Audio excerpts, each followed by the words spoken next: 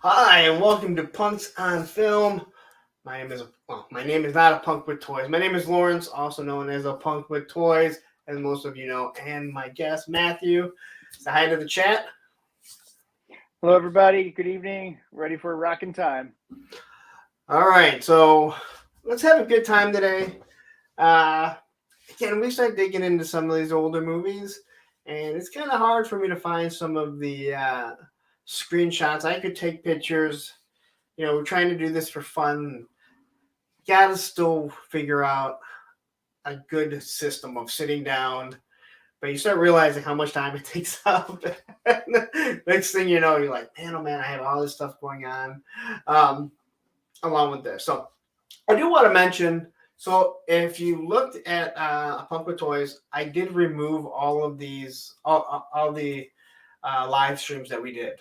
They're all set to private, but you can still see it on Punks on Film. Because I want everyone to kind of switch on over, start watching it here. Hopefully, we can finally get a good viewership over there. So that's what we're gonna do. We're still gonna show it live here for right now, and after a day or two, we'll put it on private. Force everyone to go over there, and hopefully, we can start gaining some subscribers over there. And when I get some time, start doing some different types of video. And Matthew, you are more than welcome to also. So just don't touch my Punks with Toys. So anyway, did Tombstone win for next week? Last I looked, it was winning by a significant margin, but it might have tightened up a little bit. I don't know. Let's go take a quick look at that before we get started. And we'll mention it at the end because there's only 4 people watching. And I always wonder I always wonder how StreamYard or YouTube or whoever it is pushes it out. Do they tell you that it's time to watch it after you hit live, or do they tell you it's time to watch it, at the time that you scheduled it? So this was the first time that I got the 30-minute notification warning for both channels. Okay. So I don't know if you did that or if that's just a feature that's in there. But as the first time I've gotten, hey, Punk with Film, a Punk on Film, and a Punk with Toys is streaming live in 30 minutes. I did not change anything that I had been doing. So, okay. So then YouTube is very random as how it sends out notifications most of the time. Oh, yes. And sometimes, and that's why, you have to watch it. It will unsubscribe you to a channel you want to watch. Yep. Or a channel you may not have watched in a while. It'll stop showing you videos, and next thing you know, it's showing you stuff like Mike Zero. Just click one, and it's like they must take it as like you watched 40 of his videos. So let's see, going in the community really quick here. And speaking of which, you watching anything, any movies that you're going to go see or anything? Well, we were going to go see Beast Wars last week, and then my son didn't want to. And then I kind of want to. I really want to see The Flash, but I'm always like, I've been burned so many times by UDC. Do I want to get burned again? Yeah, I've gotten a pretty much a full breakdown of the movie, but I did too. I'm still probably going to go see it. I watched the spoilers because I'm gonna see it no matter what. Eventually, it's not. I mean, some things I don't want to be spoiled by, but sometimes I realize I really screwed up. But I will not go see the new Indiana Jones movie in the movie theater. That's for sure.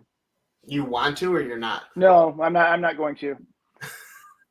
No, we just watched the new Avatar movie on our streaming service. It just came to streaming. Yep. And I think I slept through most of that too. So it just. So funny thing about that is, what was it? I think it was Friday when was on Payne's Payne's toy samples. I'm just like, it's Friday. I bought food, brought food for home for me and my son and everything. And I was like, oh, I need to veg and watch something. I'm like, oh, hey, look, the new Avatar's out. I look at it, I'm like 3 hours and 6 minutes. I'm like, I don't even have time to watch the whole thing before I gotta jump on that stream. I'm like, well, we won't be watching that one right now. We'll eventually sit down and watch it. Um, I don't know. Well, Movies. it's like I said about the Spider-Man movie, the Spider-Verse movie. It could have been an hour shorter, and it would have been perfect. See, I don't mind that movie, but I understand what you're saying. It's a good movie. I think it would have been a great movie if it was an hour and a half.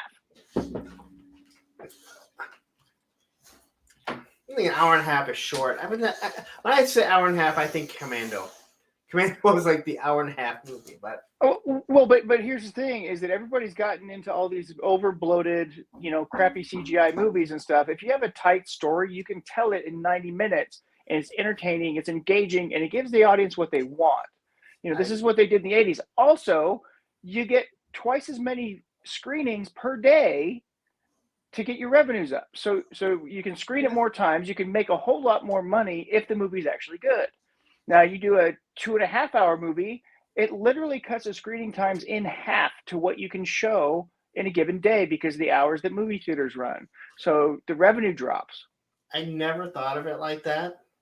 But I do have to say, like, when I see Endgame, like, that movie was okay for being as long as it was. Yeah. It did not feel like it was that long. No, and there's some that are appropriate for that type of length. Just know that, the revenue is going to be different on it. But also, if you have a story to tell and it takes that long to tell, great. But tighten it up as much as you can. It used to be that studios would force somebody to cut a movie down below 2 hours or they wouldn't put it in theaters. Yeah.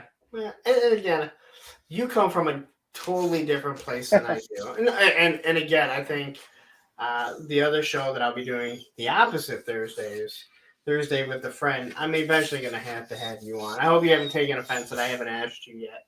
But I talked to you enough. Right. Yeah, exactly. But then I'm having Tony on next week. And yeah, I talked to that guy. Well, Tony, he just won't stop talking, really. Hey, Tony, we love you. Yeah, what how's he at? Is he saving people today? Yeah, maybe so.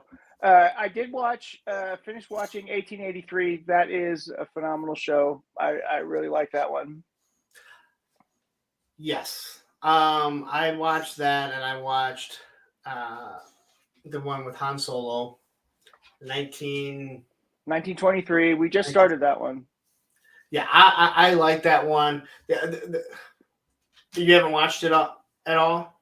No, we just watched the first 2 episodes of it. There's a character in there that it won't take you long to figure it out, that you're just going to be like, for the love of God, get him back. Just like we wanted Luke Skywalker to show up at the end of The Force Awakens, and then we never got it. Yeah. Because some idiot felt that anytime they brought Luke Skywalker into the movie, he took it over. Yeah. No, actually, what he said was he didn't want to put Mark Hamill into it because he didn't think he could act. That's the quote J.J. Abrams made. Well, the other thing that I had heard from another either writer on it or whatever that said we tried bringing him in, but every time that we brought him in the last act, to save the day, he took over the movie. Of course he did. He's Luke Skywalker. Yes, it's we've waited how many years since 1983 to see him, or 84, whatever it was, to see him show up. Yeah. Yeah. No, I'm sorry. I was, I was ready for it. Arthur English is here, and he says, "Good evening. I'm here for any Mad Max." So. All right. So you're saying you like bondage? I mean, the wonderfully colorful jokes will be abundant, I'm sure. Yeah, I gotta say, I watched the movie, and I have seen it before.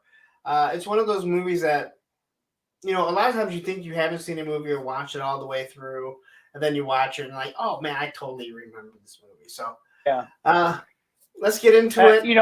As a kid, I thought it was awesome. I thought it looked, tough and badass and everything. And then I got to be a teenager. I'm like, wait.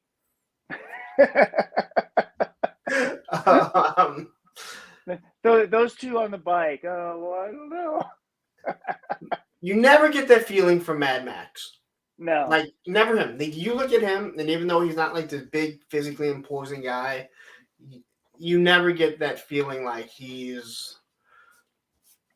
So, have you heard the theory about Fury Road? No. I So may have. I don't want to say no.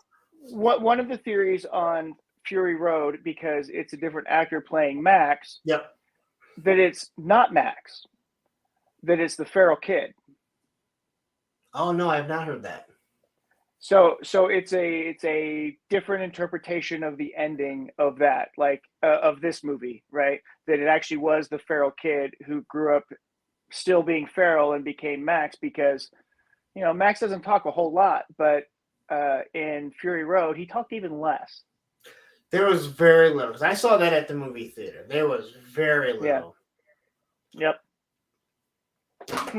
That is interesting, and yeah. All right, so quickly, let's say hi to Daredevil Dave. Nice to see you. And Tony's, I'm sorry, Tony's Payne's Toy Samples, where Tony will be on tomorrow. All right, so let's get into this. I will preface it by saying, it was hard to find pictures. And again, a lot of these things, they just start blending together.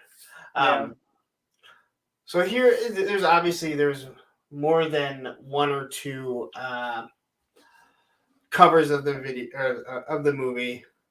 I felt bad for these two guys. They were just stuck on this. They were just stuck on this vehicle the whole damn time.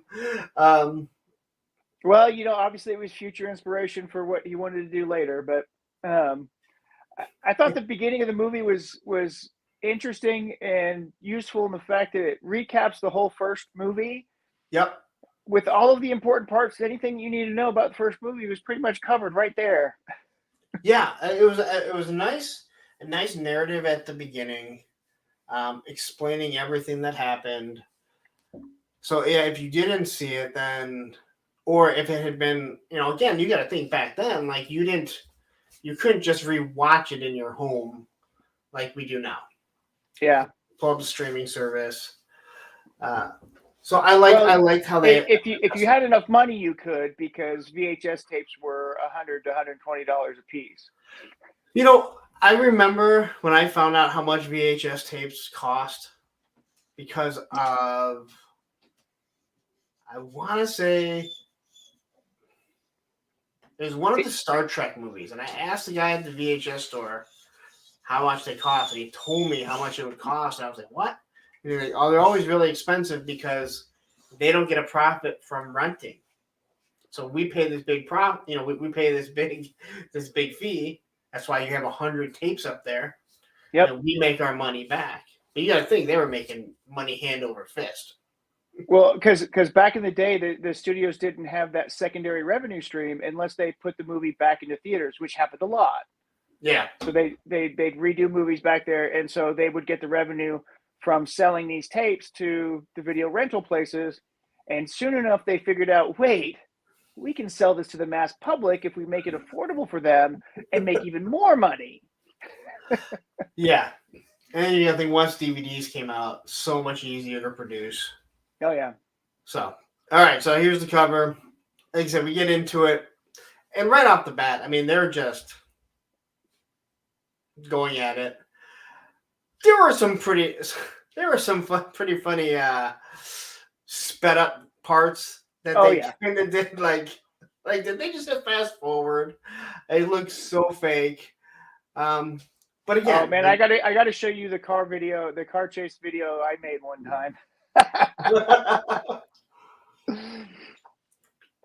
So I But gotta say, I was very there's disappointed to see the front end of this car get ruined right away. oh yeah, I know. Because I'm like, man, it didn't even last. And it's just such a nice looking vehicle. Of course, Yep. I'm driving on the wrong side of the road. Um, Crazy Australians. yeah, exactly. Where's all my Australian guys, man? I Yeah. think they're all They sleeping right well, now. they probably don't want to listen to us talk about their most favorite movie. This would have been the perfect one to have one of them on there. Yes. Um, all right, so couple things. It took me a minute, and I just kept looking, going, God, that Yeah. looks like Bennett. And Yeah. then it Yeah. turns It out it is. was Bennett. Yep. Totally Bennett. But I also did not realize that Road Pig was specifically made off this guy. Yep. I mean, Yeah. obviously he was much Everything bigger. about this guy's costume, that little mini crossbow, the pads, everything. Yeah. And I've seen this before, and I think I knew that, but I could not see Road Even Pig Mohawk. ever So see. they took the red stripe Mohawk and they put it in the red stripe around his head the other way. Oh, yeah. Yeah. Because, yeah, the hair is the only thing that's really different. Mm-hmm. Maybe that's why we always thought he was as big as Arnold Schwarzenegger. It did take me a second to figure out if this was a guy or a girl on the back of the motorcycle. Uh-huh. Yep. Um, and the relationship between them is very, I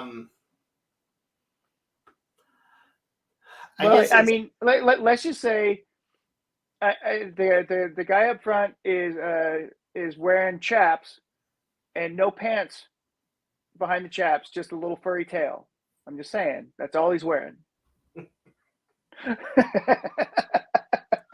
but this picture, I mean, it looks like a model trying to pose on the back of a bike. Yes. um, so this one kind of just got thrown in here. They're just kind of chasing him. I get really good action scenes. I mean, Yeah. it's just, um, This really set the stage for car chase action scenes. I mean, you go back to the movie Spielberg's first movie, Drive, I think it was, or something, which was all about a car chase, which was really awesome drama. And then this one, and those are the two best kind of car chase type of scenes and stuff that you've seen in the movies. And the stunt work in this movie is awesome. and I think what else really works for this, it's because it's in this apocalyptic time, there is no reason for other people to be on the road. Right. Other than you see some abandoned vehicles here and there. So again, I thought it worked really well. Of course, they did seem to keep a lot of their cars in really good shape, um, till they didn't need to be in good shape. Um, Well, there's that one guy who was killed while working on one of the cars, but we'll get to that later. um, so he basically ends up, doing his little fight with a bunch of people, kills a couple of them. This part definitely, I didn't fully understand. He stops here to get gas. It seems like it took them forever to catch up with him. And you know what? I never really understood why they didn't run him down, because it was just the Yes. two of them, or what? I mean, it was just one guy, Well, and it didn't make much sense. yeah, he kind of showed the shotgun that Yeah, was, I guess, intimidating them, which we do find right. out later on the issue with that. Yeah, But it didn't make any sense considering they had been chasing them, and we all know motorcycles are faster than cars.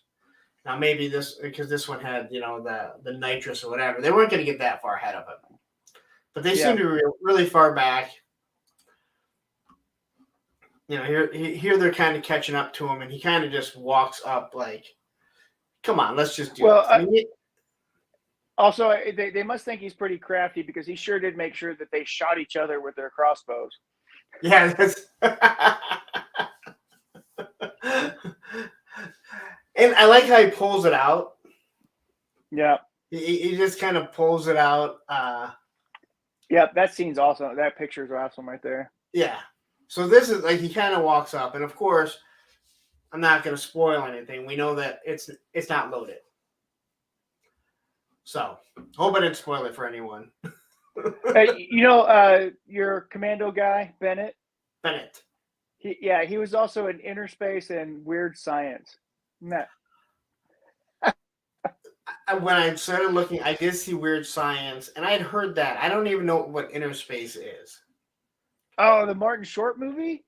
Yeah, So Martin Short gets accidentally stuck in a pod and shrunk down to. Oh no, he gets a guy injected into him who got shrunk down into a pod for a military experiment and injected into it. And then the bad guys have one too. Bad guys trying to get the good guy because they want the technology and stuff. It's kind of funny, sci-fi action comedy type of thing. Well, that's something I might have to look into. All right, so I love the dog. The dog is awesome. I love this dog. Dog is great. I'm so listen, the end of the movie. Like, if we have not learned anything from movies yet, do not fuck with a man's dog. All right? Nope.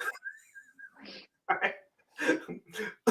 My favorite scene with the dog is later on with the gyro pilot, but yeah. So here he is yelling, and this is when I kind of realized I think that's a guy. And this was truly like this is Road Pig. Yeah, I mean, totally Road Pig.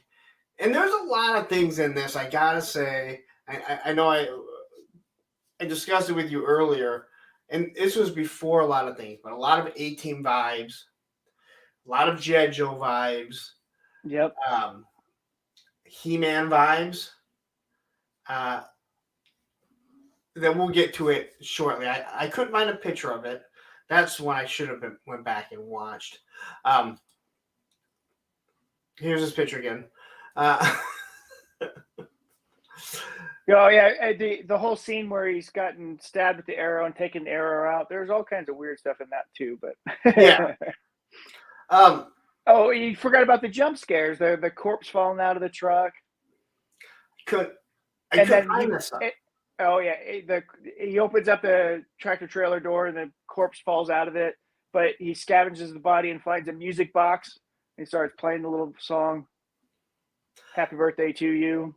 Okay, quickly. I guess I just moved Matt up top, and I figured out now I know how people do it. Because there's nothing down here, so you just drop and drag. I never realized it. So just don't put me down in that bottom corner when you put up text that blocks my face and everything. That's annoying.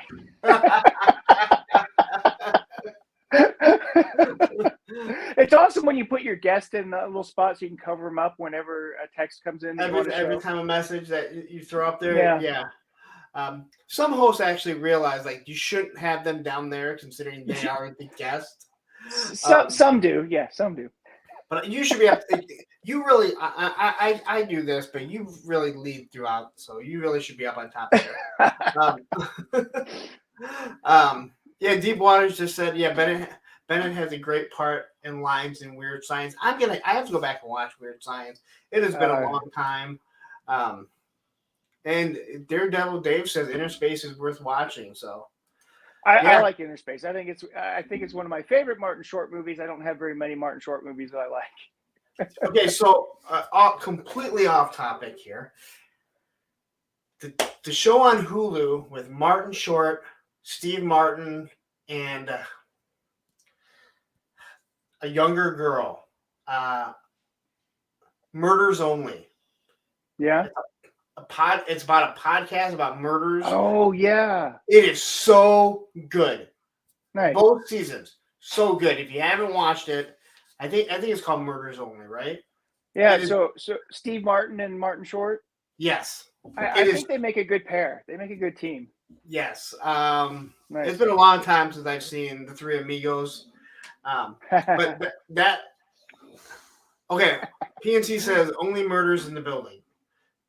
It is really, really good. Really nice. good. And it's one you'll sit down and you'll blow right through it. So, all right. Awesome. So they take off the So there's a jump scare. He gets the little box, which does play a role later on in the movie. And then they take a good panoramic of the evening sky that looks about like what New York does right now with those fires coming down from Canada. Got that Blade Runner sky effect going on. And then we see the guy with the gyrocopter flying by. We don't see him fly by? Oh, no, not yet. No. He comes across the gyrocopter.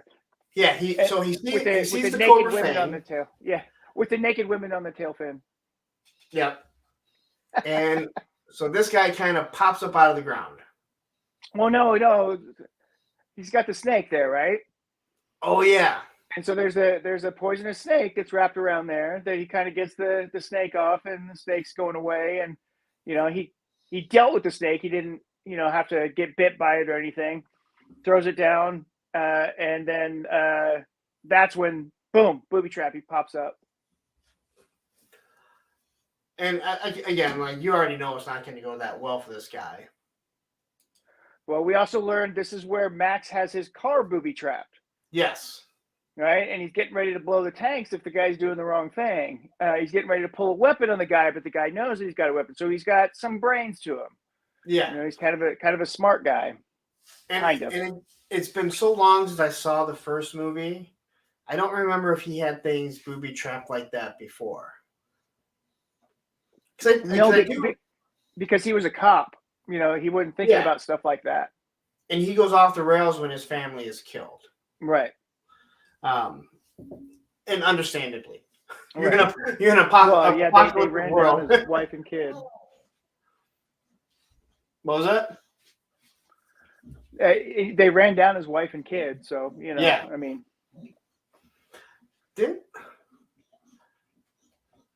Oh no, that was Gladiator. That the same thing happened. Well, right, okay, it happens all the time. In the Patriot that he's in, it happens to the other guy that loses it and then commits suicide. Yep. Yeah, so we see the booby trap. This never seen a man beat the snake before. Who are you? Me on the brains. Yeah. That little conversation, that little back and forth that they have, where Max basically isn't saying much of anything and the other guy's talking. That was good. Yeah, it's hard to believe that he became he became a very well-renowned actor, I would say, but he had a few mishaps. That really didn't stick with him, I gotta say that. As much as people remember, they... And then Max is going to go open the door, right, to start the car. And the guy's like, no, get away from there. I'm going to open the door. And here comes the dog. Yes. And the dog is awesome. I absolutely love the dog. So he pretty much tells him he's looking for fuel. Well, he basically pleads for his life. He says, don't kill me. Don't kill me. I know where there's 20 million gallons of gasoline. Right? It's the first time we start hearing the word gasoline here. Which is one of George Miller's favorite words, apparently. And so basically they come up with a plan. He says, okay, you show me where that is, I won't kill you. So that comes up later, too. And then this is my favorite thing ever.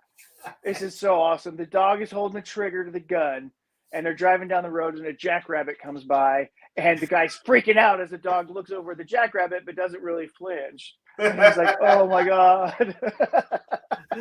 Now, this makes me laugh because on Instagram, I have my personal one that I have a Punk with Toys. And if you're on Instagram, once you start liking or looking at certain things populate. Yeah. Well, I didn't want to like skateboarding and other things. I just wanted to be toys, but I somehow came down this rabbit hole of liking dog videos. So all these dog videos, I'm constantly sending them to my daughter, and this is one that would just. Fun fact of the day: there's just a nuke rolling around in space. Okay.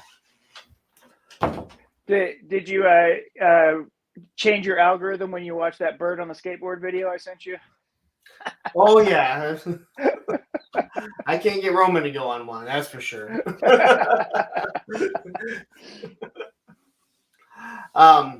let's see. Deepwater says I didn't remember he had his car booby trapped.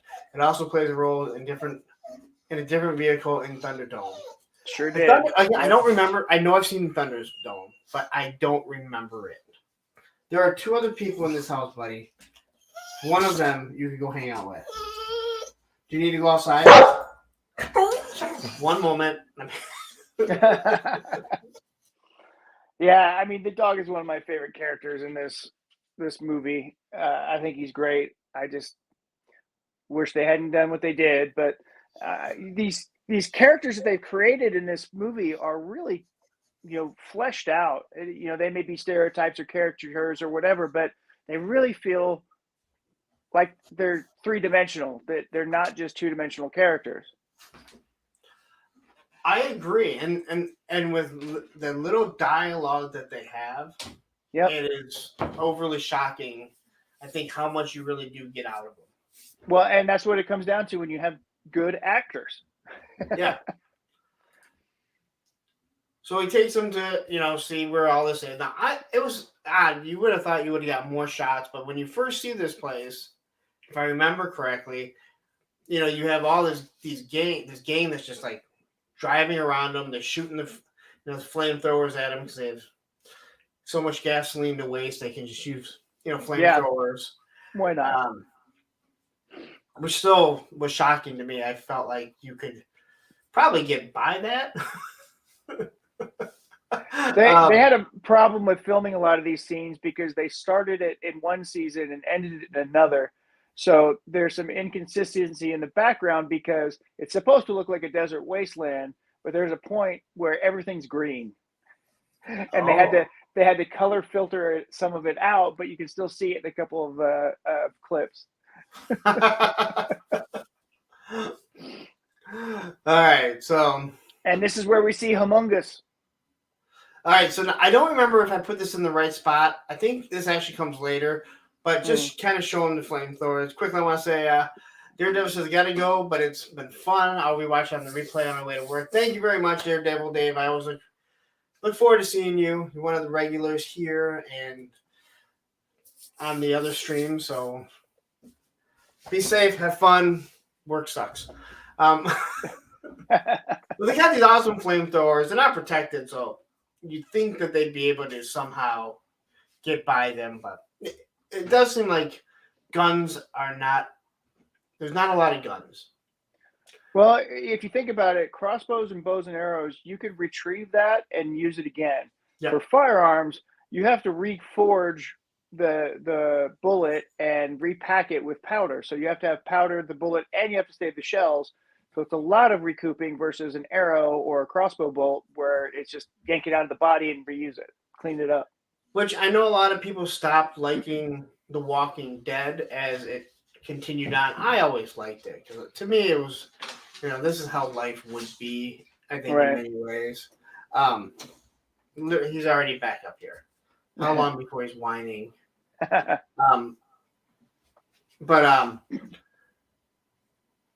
I like the fact that you started seeing less and less like weapons on there. Guns, because again, like you would have to make them. You need the gunpowder. You need all that stuff. You stop seeing cars because gasoline goes bad after a while. Believe it or not. Diesel lasts longer.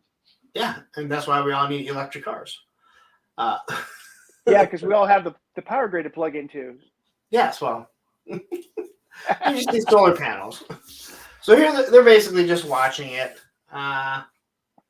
Yeah, you can really tell here that Max is really sizing up the environment. How's he going to do this? How's he going to get in there?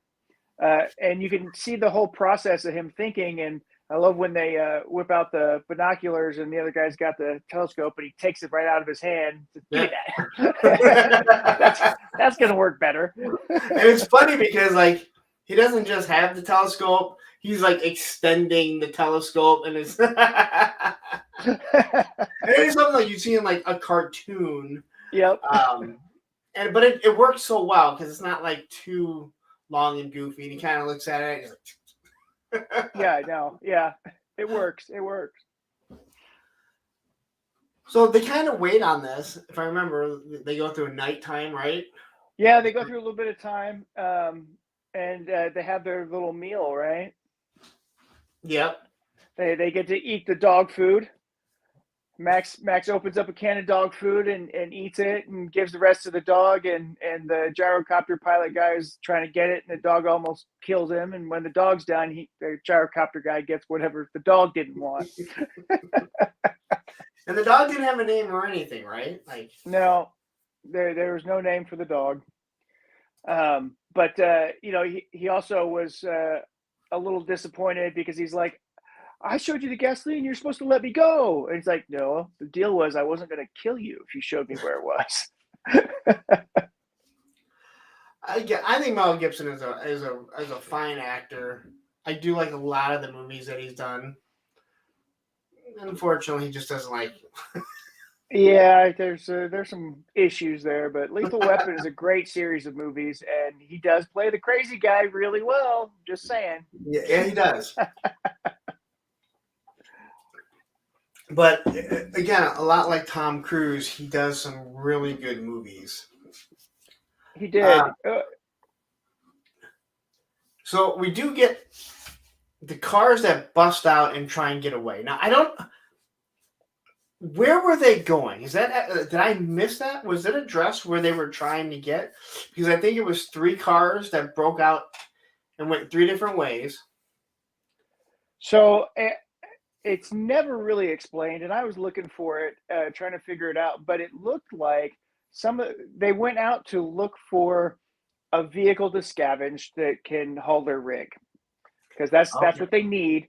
But I think some of them went out specifically for distraction purposes.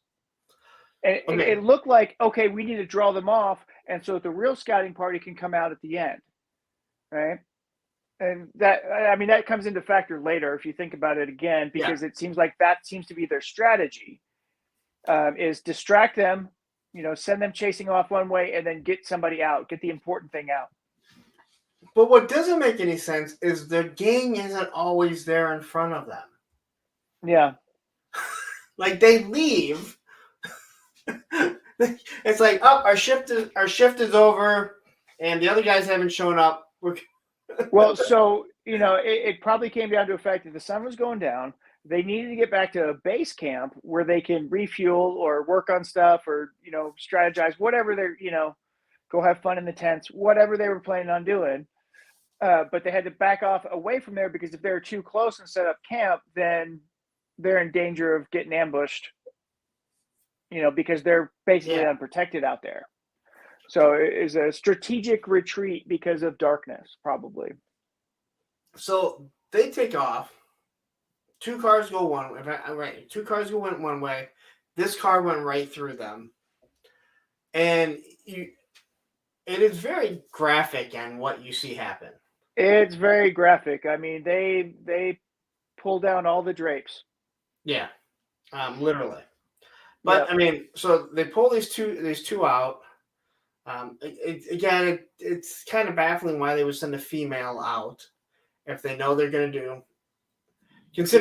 And none of these seem like fighters. That's no. So they pull the guy out after they run the car off the road. They shoot him with an arrow. I thought, at first you think he's dead. And then it looked like they killed him. Yeah, it looked like they killed him. Yeah, he was literally shot into the vehicle. And then the female they take out, and I'm not going to say what they do. Yeah, it's a lot of those little red things that we eat that are round. The grapes, lots of graping. Yes. And there's a lot of graping in this. So yes. And they show everything. And then once they're done, they just offer. Yep. And this is about this time that he's watching the whole thing, and he's very numb to everything that's happening. Yep. Which is something that I think when you actually watch it, he's very numb because of what happened to his family. Yep. And you'll see it later on. You kind of see it later on too. Yeah, and also at this point, the feral boy is also watching. He's got his um, bladed bow and arrow, and he's kind of showing that he can get in and out and sneak around a little bit, and he's watching everything that's going on. Yeah. So he goes down. He ends up taking care of like everyone that's still left. And then he takes the arrow out of the guy. Yep, He and takes it makes out a of deal the, with him. Makes a what? deal with him. You'll Yes. give me a full load of gas if I bring you back there. Yep. He basically then he just shows up with this guy.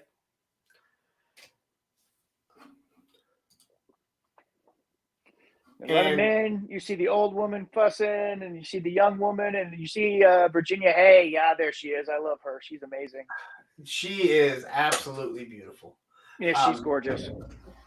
Have you ever seen the show Farscape? I have never watched Farscape. So it's one of my favorite science fiction shows. It's not for everybody. It's got a lot of pop culture stuff, a lot of Jim Henson puppets, but they look amazing. She plays a woman who is basically naked the whole time on screen, covered in blue body paint and a see-through scarf. Well, I'm gonna have to watch it now, or at least look up pictures. But they instantly, have arrows pointing right at them.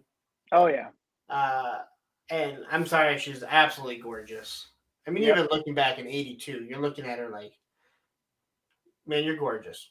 Yep. And it doesn't take long for the guy to end up dying. He kind of ends up explaining everything that happens. Well, and then you meet the leader too, Michael Preston, Papadogalo or something like that. I forget his name. But man, that dude's been in like everything.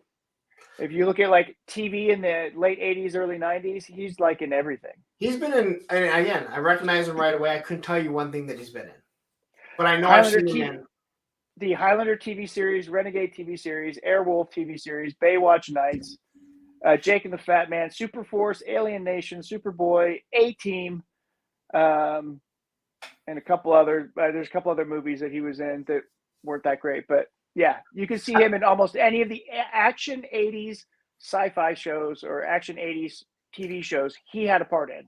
Yeah, and that's why it's hard to. It's like you know him, but I couldn't picture one thing that he's in. Yeah, but I can also picture 100 things that he's in. Right, exactly. So he explains everything that's kind of went on out there. He says they had a deal, but then he ends up dying. Very hysterical woman, hysterical guy. Hysterical guy that let his wife go out there with another guy in a car in a dangerous situation when they're being attacked by gangs. Anyway, why didn't you go, you big?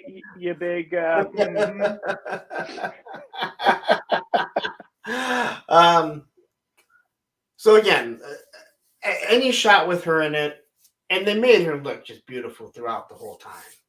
Yeah, even the big outfit she had on, you're just hot. And I couldn't remember. Like I said, I remember seeing everything when it was done, but I would assume like he had to get with her, and I was shocked that didn't happen. Well, yeah, but we also meet the mechanic there who's gushing over the last of the V8 Interceptors, so he knows that vehicle that Max brought in. And the mechanic's interesting because he doesn't apparently have any legs that work, so he's got like no feeling below his waist, and he's being hauled around in this harness thing that's going around. So, hey, you've got the handy-capable representation here.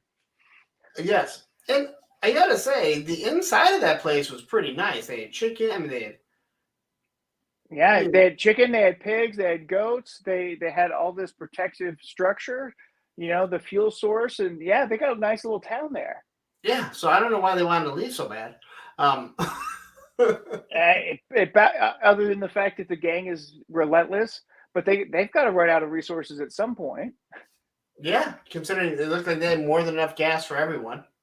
Right. I mean, you think you just start a gas station and. So here we have guys come back. The gang comes back here. Now I'm trying to remember the actual. Oh wait, back to the mechanic guy. This is they're getting on Max, and then the dog attacks the guy. This is obviously where you find out he doesn't have any feeling in the legs because he doesn't really react to the dog chewing on his legs. I like the Yep. dog. Love the dog. And then the gang returns, and everybody's setting up for battle. I do like the fact that all the people in the oil refinery, they are really uniformed. Yeah. Like they have uniforms out there. So these guys come back. Well, you got to have the good guys versus the bad guys, the white hats versus the black hats, right? Yeah. So all the bad guys wear black BDSM armor, and all the good guys wear football white shoulder pads. Yeah. And these are probably my least favorite team in dodgeball.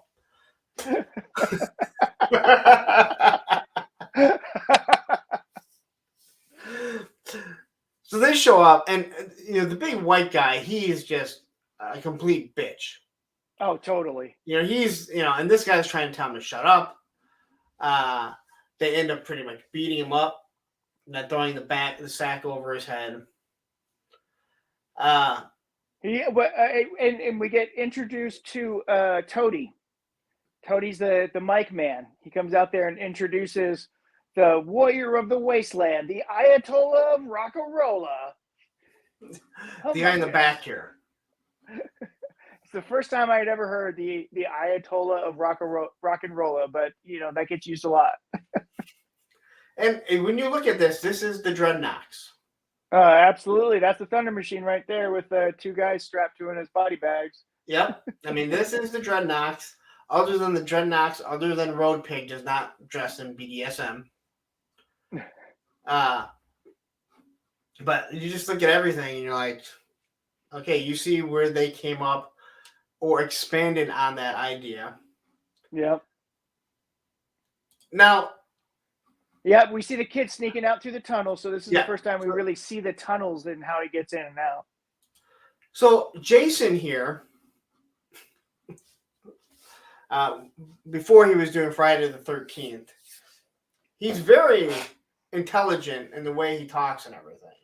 Oh yeah, there's a speculation as to who that character is supposed to be, and some speculate that it is Max's partner from the first movie who got horribly burned. Really? It's just a theory, but you can see all the burn stuff in the back of his head and stuff. But some people want Max's partner to be this, which makes the connection even that much more interesting. Okay. But he's very intelligent. He speaks to him. Road Pig here is very on the trigger as he kills the rabbit. Oh yeah. He's like, bam! He kills the rabbit, and then the toady runs out and is basically telling everybody, "Look, nothing gets by us. We're awesome. You can't get out of here. We're gonna get you."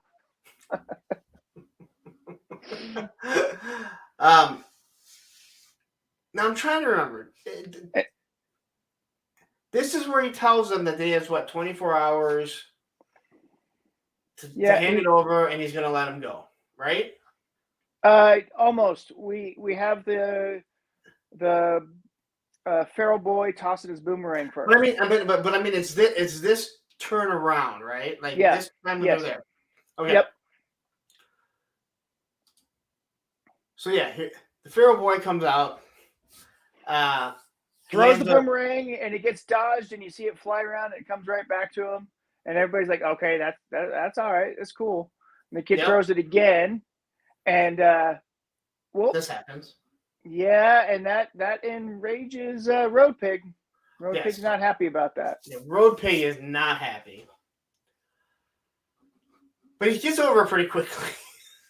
Well, no, he doesn't, because he throws such a fit that Humongous has to choke him out and have him carted off, and says, "We've all lost loved ones, and I understand your pain," as he's like empathizing with Road Pig as he knocks him unconscious with a chokehold and has him carried off.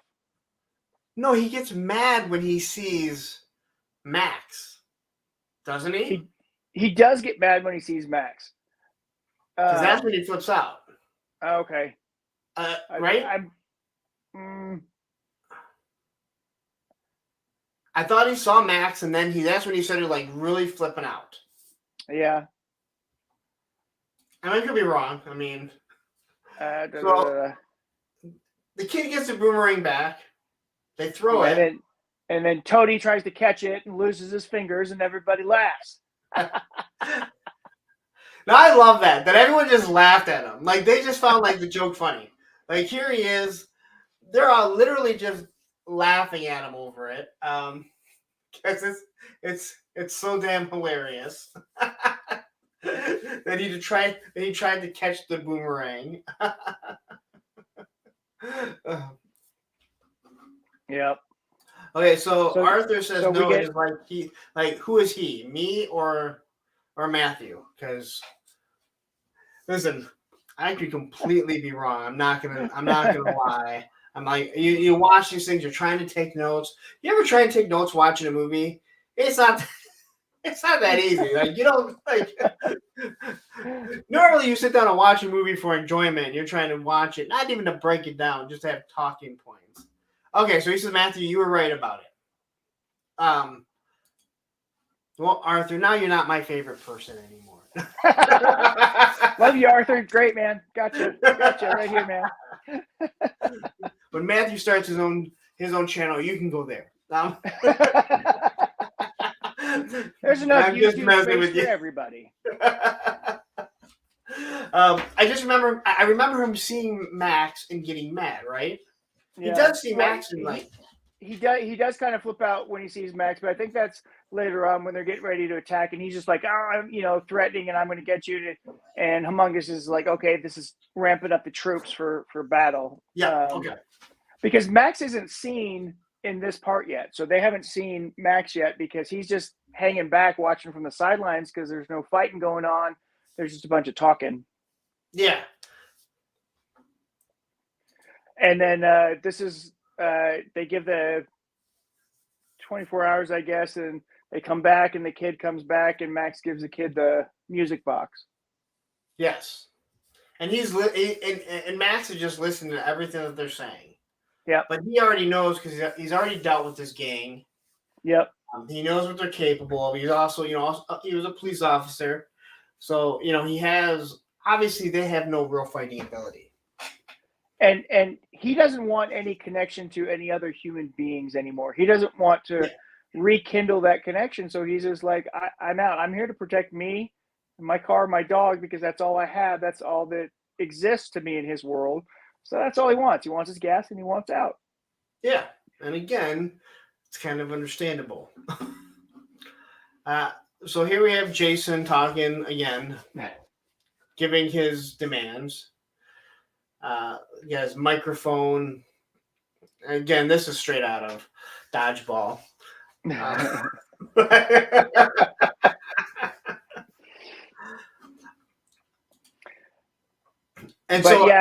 After the demands, he comes back and he gives the kid the music box. The kid loves him to death now. He's like, oh, this is amazing. And so he's going to follow Max wherever he goes. And then Max works the deal because he's like, he knows where this tanker is. You send me out, but it's going to take this much diesel. I've got to get out there to bring it back. And, they don't want to trust him, but they're going to let him go out there.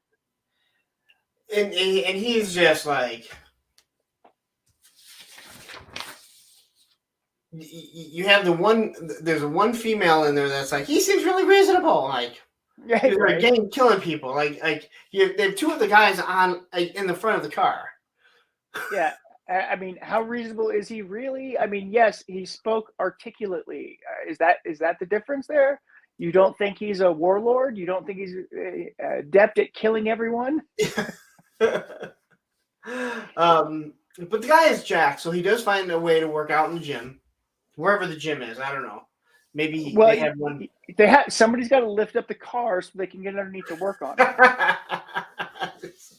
He's got an old bench press. He just. Yeah, I mean, you got to work somehow, right? You got to, throwing engine blocks around, right? Hauling gasoline. So, I like this. Arthur says, I'm laughing my ass off with the cited jokes. Thank you. That's what we're here for. I want listen, if we're making people laugh, we are not breaking down any type of movie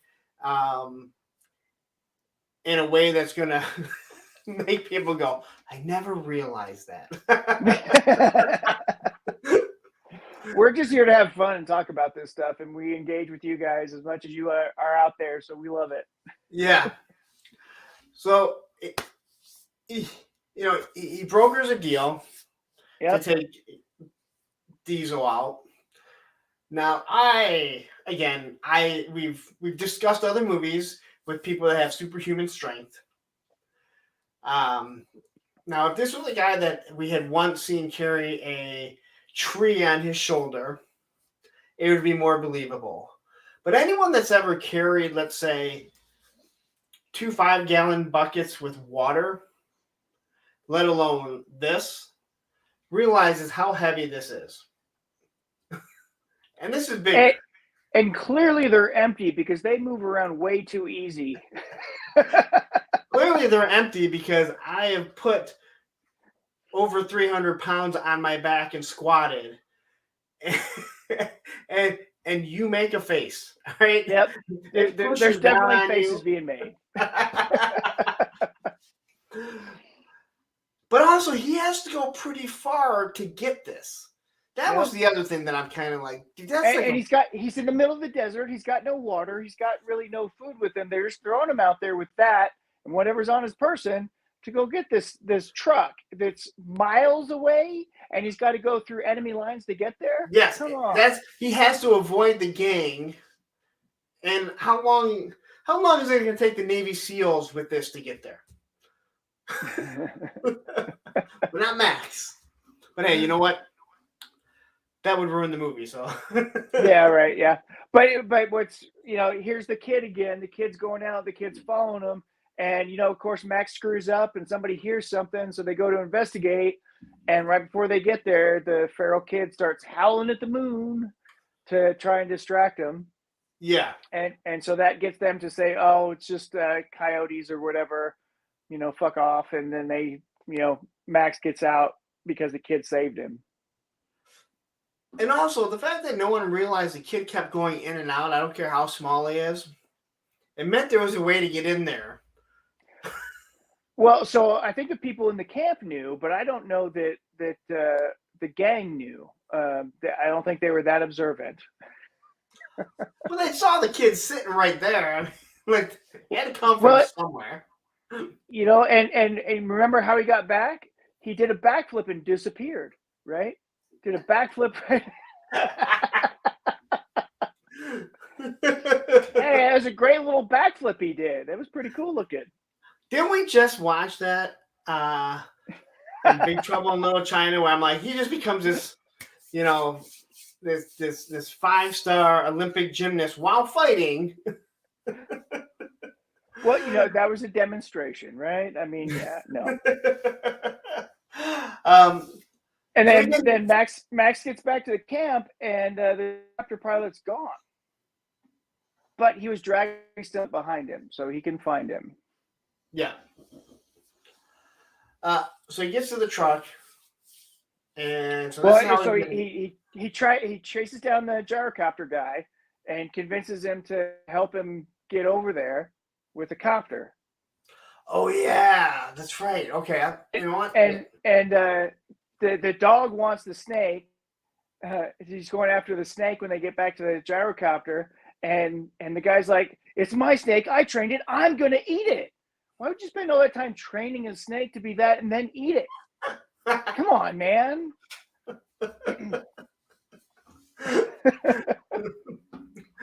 And this is also where, when they get there, he finds the somebody had been caught by the booby trap of the gyrocopter. Yeah. And so he's searching the body for everything, and he finds some bad shells, and he finds a good shell. And that's when he pops it open, and you realize he had no shells in that shotgun. That's right where it happened. Which was very interesting. I mean, that is that is calling someone's bluff. Yeah. Well, and it's even funnier is because he's like, "You didn't have anything in there." It's like then he gets all uppity in his face and stuff like that. And he says, "How do we know that one's not real?" And he sticks it to his head and said, "Let's find out." And he says, "Cool, cool, cool, cool." Yeah, not a lot of lines in this movie, but it No. works. Yep. Um, And then they get the gyrocopter and fly to the rig. so again, the fact that this was just left there, and it looks like there's still a lot of stuff in the back, which I don't know why someone would have not looted, but Well, I mean, clearly the rig didn't have any fuel in it because it's stuck on the side of the road. Otherwise, somebody would have probably driven it off. But you know that thing takes a lot of gasoline, as they say, so it might be hard to get it around. but you could still have all that stuff in the back. If there's anything there, I mean, you might be Yeah. able to use it for spare parts to stick on the front of your vehicle as a deterrent, as a stabbing weapon, rusted metal stabbing weapon like that Desert Snake Eyes. Anyway, Oh man, I like that. I like the Desert Snake Eyes. his Arashikage sword looks like it's rusted. Come on, man. So he throws him the keys, and it basically tells him, lets him get out of the chains. Yep, you're free to go. Do what you want. You're just gonna leave me here? Like, yeah, I mean, do whatever you want, dude. But now that you mentioned, okay, so I couldn't figure out why he asked for he needed so much diesel and he needed a little bit of gas. Now I understand why. Yeah. Because he needed it for the gyrocopter. Yep. Okay, so that but did he say 4 gallons? I mean, he said 5. Well, he said 5 gallons of diesel is what he needed. Okay. And how much? We get way more than 5 gallons. I don't remember there being a distinction between gas and diesel when he was asking for stuff. He may have, but I would imagine that any vehicle in this time frame wouldn't really survive unless it was on diesel, because diesel has a longer shelf life than gasoline does. I swear he asked for like more diesel and like one thing of like. He may have. I might have missed that, but and it would make sense because the gyrocopter does need its own fuel to get out there. But it didn't even dawn on me until like just now. So he basically comes hauling ass down here. Now in this part, I believe it's this part, the gang is all kind of like, they're all relaxed, right? And he just comes flying through there. Yep. And I should have went back and I should have taken a picture of it, but hold on. Wait, but Humongous pulls out his massive gun that he puts a couple bullets into. His little 6-shooter with a long barrel in the sight. That does come with a copperhead. Yeah, yes, it does. Okay, so the gang see him driving. All right. If you notice, Skeletor's Havoc staff is right there. Yep. And I thought for sure when I searched Mad Max Road Warrior Havoc staff, like someone would have posted the picture, and no one has. Nope. And I would have to go back and get to that spot. I'm like, you gotta be kidding me! But it looks like the Havoc staff. It does. It does. So, and it's like it's prominent. And this is before Master of the Universe. So just it's probably why no one was thinking about it. Yeah. And again, it's just cool that it's kind of it's just there. But he pulls out this big gun and shoots the rig. The windshield. He shoots the windshield, which Max has to knock out. Then he shoots the engine block. He shoots right through the engine block. Because that's how guns work. I'm not saying it's not possible. It's got armor-piercing rounds from a handgun. Going to make it through an engine block of a semi-truck. Maybe. Listen, it works. Yep. So he gets in, Well, and then Max tries to fire at him too to mess up a shot or whatever. But guess what? Oh yeah, it was a dud round. It was a dud round. So he's out of ammo. There's no ammo in that shotgun. He just has this big semi. he gets in along with a few of the bad guys.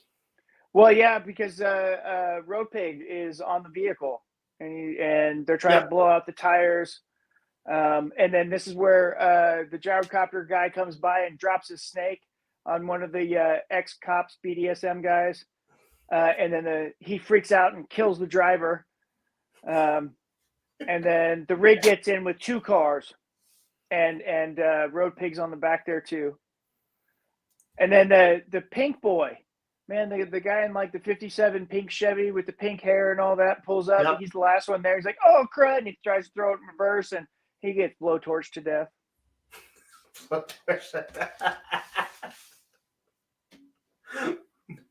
They would like. You would have thought like they got inside, like there would have been more of a mass beating, but they weren't really good. But they weren't really good at defending themselves. Well, none of them are warriors. They're just people. Yeah. Okay. Yeah. So there was only one road warrior. They were just gas people. They were just trying. They were trying to survive, making a community and a life for themselves. Something happens to a beautiful woman here. Virginia Hay does something. I forget. But the leader gets shot. He gets an arrow through the leg. Yeah. So this is, I believe, where he drops a stake on him. Yeah. Yeah, he's flying by. He's going to get the guys wearing the motorcycle cop helmets. Yeah, he doesn't realize that he had followed him. Or, he didn't care. I mean, didn't matter. I just think it's funny that one guy, or the guy with the police helmet and the spiked mask, it's either a whole group of them that dress all exactly the same, or he just keeps living through everything. Like he keeps getting resurrected because he's been killed like 3 times.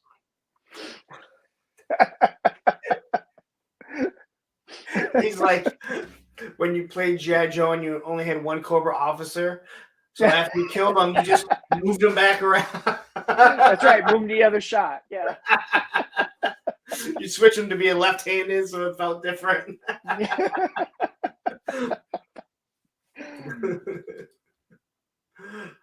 All right. So he gets in there. They start trying to devise a plan. No, are we into the fight inside the compound? Oh yeah. Yeah, because that's when, Road Pig gets up there and says, "You can run, but you can't hide." And the kid starts throwing the boomerang, and the crossbow. He's trying to stop the crossbow from being fired. And then gyrocopter guy comes in and lands. And then Road Pig escapes while they get everybody else killed or whatever. And then as he's landing, he's all proud of himself. "Look at me, I'm a man of intelligence. I have this flying vehicle. I'm so special.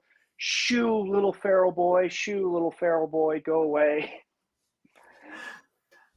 If you would have told me, if you would have told me we're gonna watch a movie with Bennett in it after we've already done Commando, and we would never refer to him as Bennett, we would refer to him as Road Pig the whole time, I would have said BS. But we referred to him as Bennett, Road Pig the whole time, and it's not even like I had another name for him, but we'll. He also has that Red Rooster look. He does. If you're a wrestling fan, you know the Red Rooster. And he does like showing his ass apparently too. So. Well, And then we get back to he does wear chain armor throughout the whole movie in Commando. Yeah. Well, so and he looks like Freddie Mercury.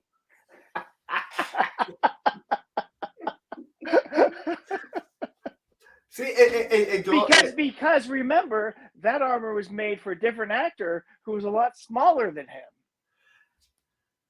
If you notice, a lot of the movies that we've discussed, they have character or actors that are in the other ones, and they seem to carry over the same thing. Going back to Kim Cattrall, who shows her 3 nipples in Mallrats, and then, as I mentioned, I was like, big trouble. It was like, she was like, no, I should be hogtied. No, we don't need you. No, I should probably be hogtied. Hey, well, I mean, Maybe we might need to have a Patreon just so we can talk about movies that we can't discuss. well, just remember, I mean, there was this person named Allison Mack, and she did a whole bunch of weird stuff too.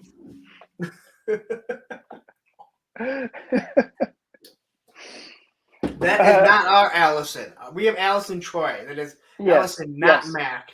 Allison, I don't know where not she's Mac. at, Yes. She says she gives Allison the bad name, and can't argue with it. Nope, not at all. Right, now you were in the middle of something. Yeah, so we get he shoos the kid, and then the gyrocopter guy sees the young girl, and he's like, young girl. Who is also very cute, I have to say. She's very cute, but clearly very young, very naive. The leader's wounded.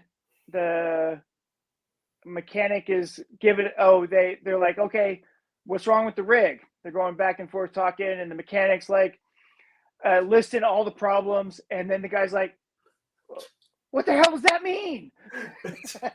As they're yelling back and forth. That part actually made me laugh because, like, he's telling the one guy and then he's relaying it. And the guy who's relaying it that's next to the mechanic is just like this really soft-spoken guy, and he's like, yeah, okay, this is what it is. You're supposed to be yelling across the compound, dude. Come on, man, get some gusto here. You look like a big dude, but no, you've got this little tiny girly voice. Come on. And he's like, it'll take 24 hours to fix it. And the leader yells back, you've got 12. Okay.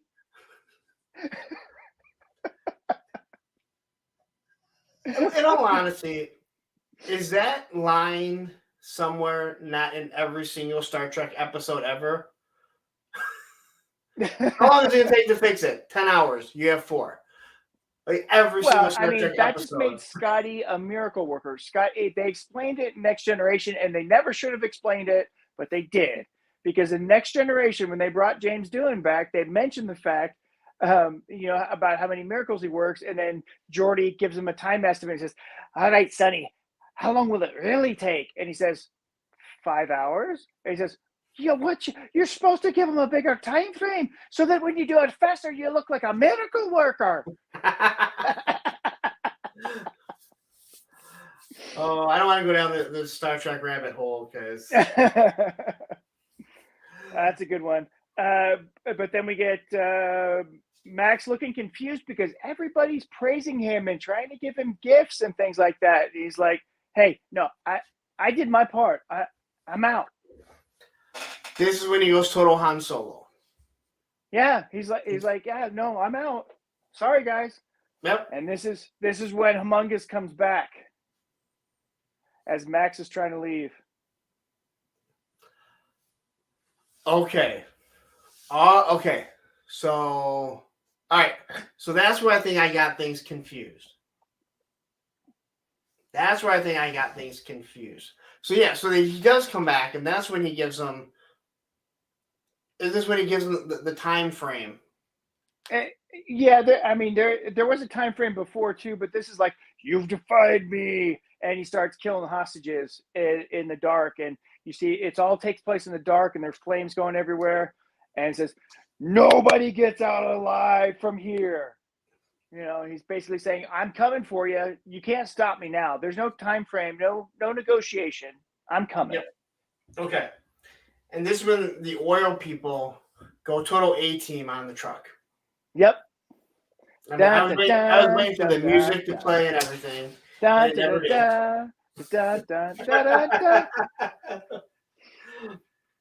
And then Brain is running away with the girl. He's like, come on, we're going all right. She's coming with them, and they're getting ready to get on the copter.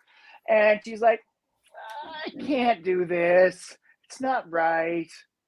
My dad's here. All these people are here. I can't leave. My family's here. Like, I'm just going to abandon them. She's like, come on, we can survive. We can get out of here. Let's go. He's like, no. And he's like, damn it. But but you can see that he's not a total scumbag because he's like, all right, and lets her go. Doesn't throw up a fit about that. Max fills up the tanker. The feral kids watch in, and this is when the leader offers a new contract. Says, and what are you looking for? And he starts listing off all these things, and Max isn't interested. And then family. He's like, family, I gotcha. We've all lost family. We've all done this. Really kind of punches Max in the gut with what's really happening here. And really, it kind of emphasizes the point that the leader is trying to maintain society. He's trying to have a group, a village, society, perpetuate society. You can't do that with ravaging gangs. You have to find a way to protect people so that they can have normal lives, so you can have intellectual growth and not be always thinking about getting killed, always thinking about combat. For society can't grow when you're in a feral, adrenalistic state all the time. So he's trying to appeal to whatever is left of Max's humanity. And then Max is like, I'm done. I'm out. He's got nothing left. He's burned out. And that's when Max leaves. But everything that you just said is exactly what the governor was trying to do in The Walking Dead. Mm-hmm. I mean, he just used some, walkers as entertainment, kept his daughter. I mean, you watched The Walking Dead, I think, right? At least for a bit. I couldn't get past the first episode. It looked boring as shit to me. So. Oh, okay. That's what the governor was trying to do. He just gets a little bit vile about it, but the whole society, and Rick and them were, Rick and them are kind of like they're the Karate Kid, but if you turned it around, you can kind of see where they were the villain. Right. All right. So Max is he's just going to get the hell out of there. He's getting the hell out of there. Go through all these people. And but Road Pig season. Yes, and this is where he loses it. This is where he loses his fucking mind, and he goes after him. And in some ways, he's kind of defying Humongous's orders. Oh, he doesn't kind of. He blatantly defies it. Yeah. Because he told him, leave him. Like, he didn't care. If anyone was going to help them, it was going to be this guy. And he's he's bolting. Like, he doesn't care. Right. Fuck him, let him go. The crazy thing is that here's your police guy again. Yeah, the guy that's immortal, apparently, right? I mean, he keeps popping up. The immortal cop, we'll call him. Yeah. They go after him, and again, they also defy him too. Right. Yeah. I mean, clearly there was some sort of divide. There's always little factions, and Road Pig has his group of people that like him, so they're going to follow him wherever he goes. Well, they follow the ass. It's got that little furry tail. Maybe they're into that too. I don't know. Whatever. So they go after him, and you really think he's going to get away. I mean, you think he's the good guy. He's going to be okay. And you figure he'll come back, but whatever. But they hit that NOS, man. They hit that NO2. Bam! They go after him. They trash the Interceptor. Man, that beautiful car. Yep. That's all I wanted. Was to get out of there with his dog and go live whatever life he had to live. Well, now it's a car full of gas on the side of the road that you can't salvage. And he gets out with the dog, and Road Pig's like, get the gas. And this is when the unthinkable happens. Yep. So he's sitting there, and he's pretty much dead. Yeah, he's got nothing left. I mean, his car was wrecked. He barely crawled out of the wreckage. He doesn't have a working firearm. Not really. He may have gotten something at the end, but basically he's got nothing left in terms of strength, energy, nothing. The only thing he's got left is that dog, and that dog saves his life. Yeah, that dog looks up like he's going to protect him. Yep. And they end up killing the dog. And the dog dies. And And then Toady goes over and trips the booby trap. Yep. And Kabloosh. now this is the guy that's lost his family. So losing the dog probably doesn't hurt him as bad as if you and I lost our dog. No, Cool. because at this point he's pretty much dead inside, so he's not that affected by it, but you can tell he's pissed off. He's pissed off. Because he goes back. But after the car blows up, Road Pig just assumes that he died with it. Yep, because he was far enough away and he saw Max in what state he was in. Then the car blows up and everything's gone. And so he's like, all right, he's done. I got to get out of here. So then he's able to make it back. Well, are we talking about Road Pig or Max? Max. Okay, so Max doesn't make it back anywhere. Max crawls away in the desert bleeding to death. Yep. But the gyrocopter guy goes out and finds him. Oh, that's right. Okay. Yep. All right. Because we got to have the MASH scene. The what? The Apocalypse Now MASH scene. So he puts him on the gyrocopter and he's flying him back into the base. And you see him there hanging off the chopper as he's starting to come consciousness like this. He's like, "Oh, I'm in the fucking sky!" And you see him up there, and they got the ground below him. And I swear to God, it's what they used in the MASH TV series when they're flying patients with the helicopters. That's what it reminded me of, anyway. No, I get it. Yeah, like now yep. So he gets him in there, and I like the fact that he wasn't just healed. He was messed up. He was completely messed up. They did try and fix the eye. Yeah.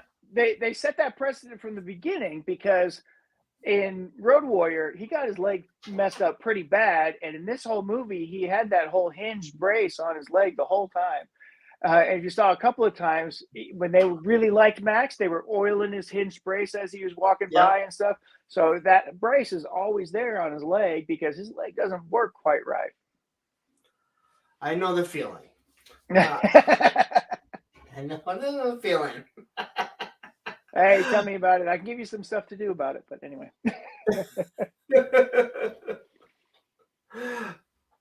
So they're devising their plan, and he says, "I'll drive the truck."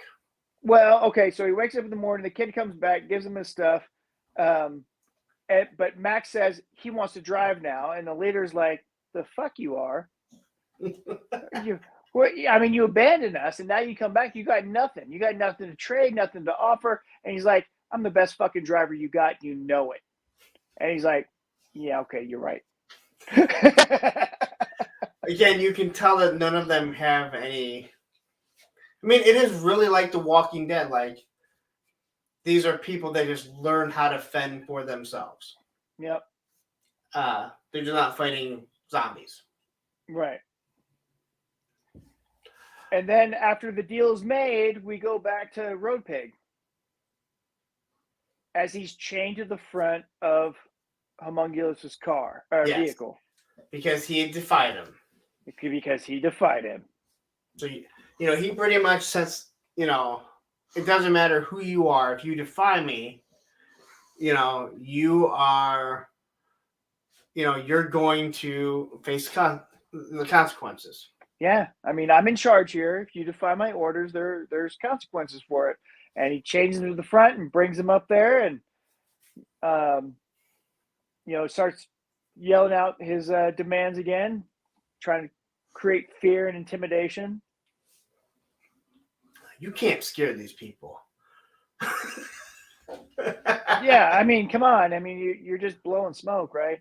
And the kid's trying to sneak onto the rig the whole time. And they're trying to take him off the rig, but he keeps getting back on the rig and hiding. And then I guess we start the battle. Yeah, so they basically bust out. I think they have 2 cars with them. Yeah, it's pretty. It's pretty much like the when they're leaving Hoth They got 2 X-wings. That's it. Just 2-fighter escort, man. Because but you've got the leader, another vehicle, and the rig, and they're all going out there, and all their best people are on the rig, right? So everything's going that way. So the bad guys are going that way. They're going after it. And then the gyrocopter comes by and starts firebombing shit. Yep. And again, another beautiful car that the BDSM crew has. But then after you see them all leave, you see a bunch of other people kind of sneak out the back, and they go the other direction. Yeah. So and then the bad guys come into the compound, and the compound explodes. Boom, booby trapped. But that's after they get them all away, right? So everybody's chasing the rig with Max and the leader and the other car, and the other guys sneak out the back. As soon as they sneak out the back, a couple of guys come in and say, "Yeah, we got the base," and boom, the whole shit blows up. Yep. And that's when Humongous cuts off the chains from Road Pig and says, "Go get him." That's when he jumps in the car there. Okay. So again, a wonderful, wonderful battle scene. Oh, it's amazing. And some awful things happen. Mm-hmm.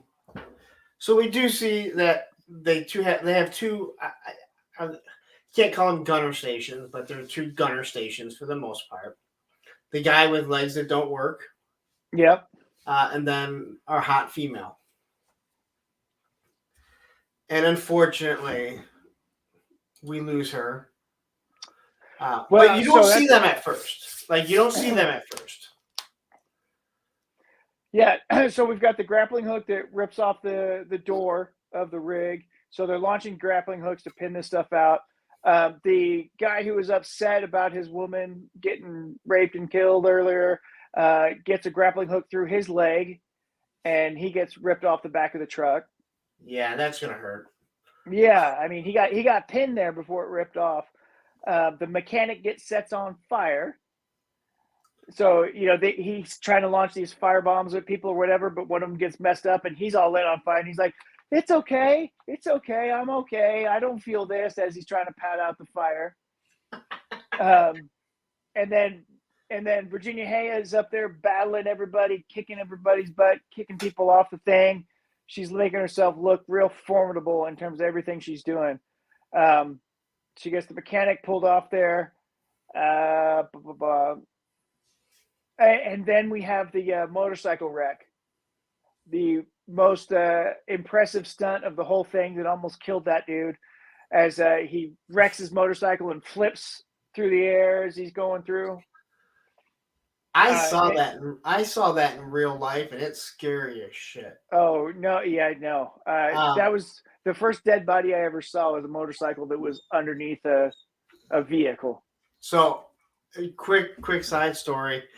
They changed this light by my house, and I don't know how it is where you guys live, but they used to have lights where, the green light went and the left turn light would go after. And then they changed it to where that left turn, the green light would go first, which I think is stupid because then lights aren't timed. But this one was all weird because, and it's still like that. But anyway, the lights would change at different times.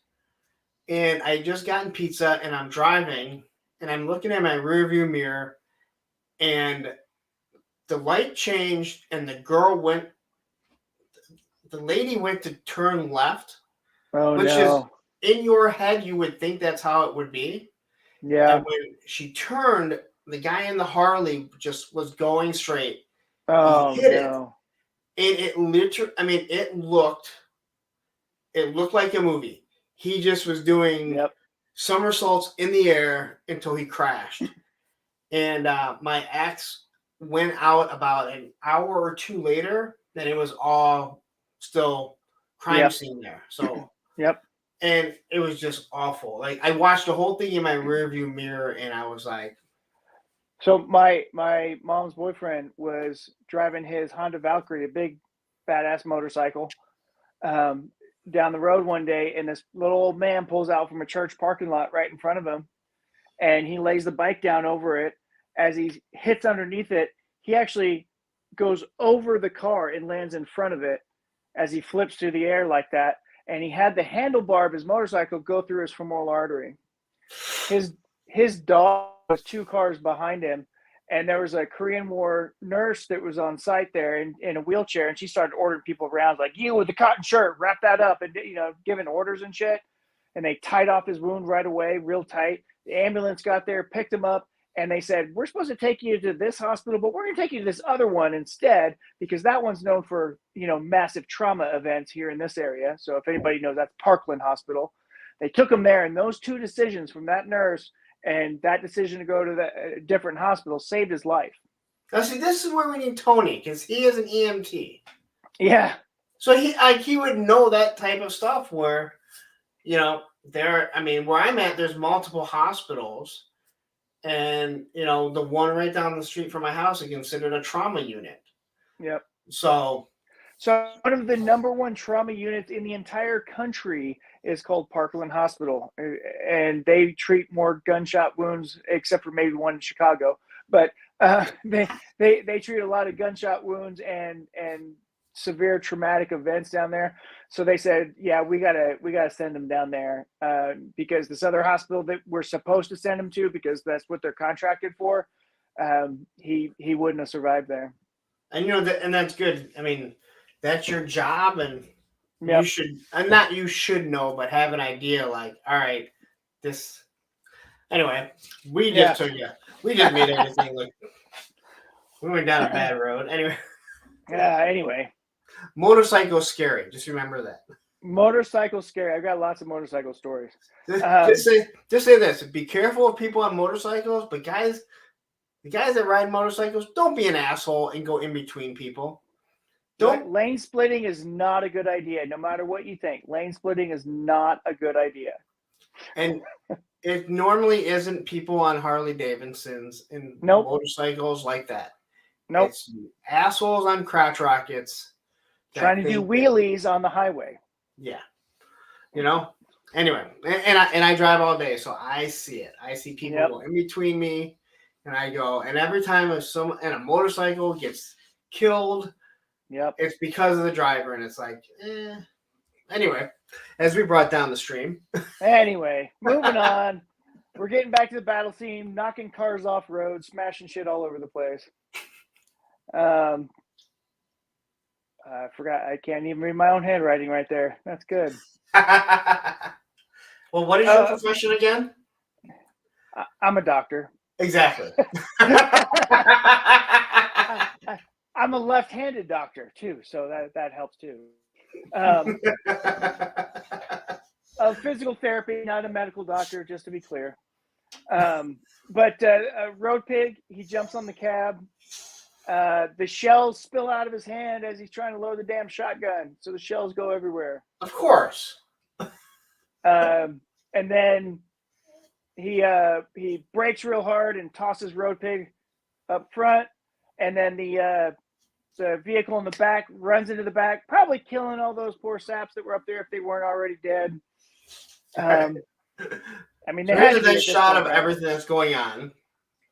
Yep. Boom. And then the Feral Boy. And there's your perfect shot. There you go. And then the Feral Boy starts attacking the people that are trying to get up to the cab.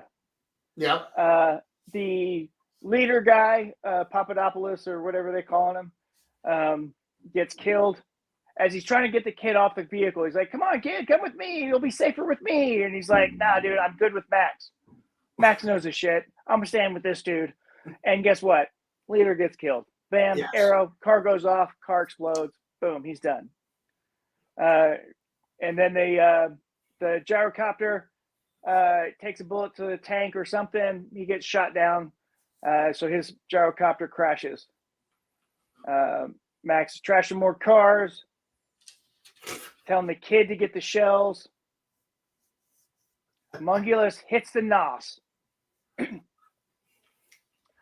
And guess what? As the kid's getting the shells, guess who pops back up? Ah! Got another jump scare for you. We didn't even have that time, just so you guys know. Like, that was the.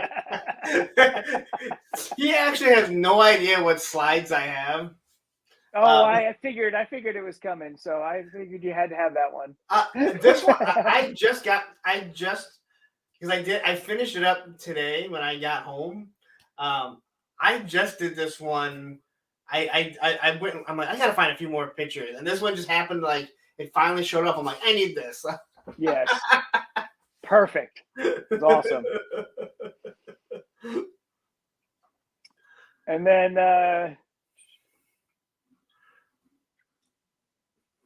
doesn't even look like Bennett here. it doesn't, does it? I mean, it looks like a totally different person. You can't even really tell that they're the same thing.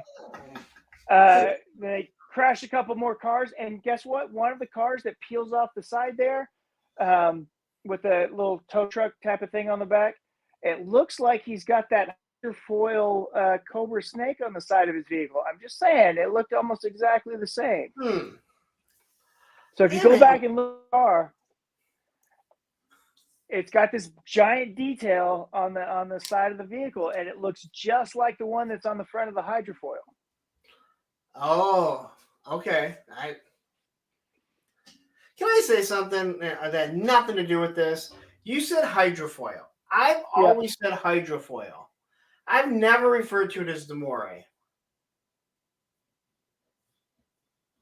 Okay. Yeah, I mean, I guess the moray is what it's called. I'm saying, like, there are certain Joe and Cobra vehicles that I've never referred to as by their name. I never referred to the armadillo. I always referred to it as the mini tank.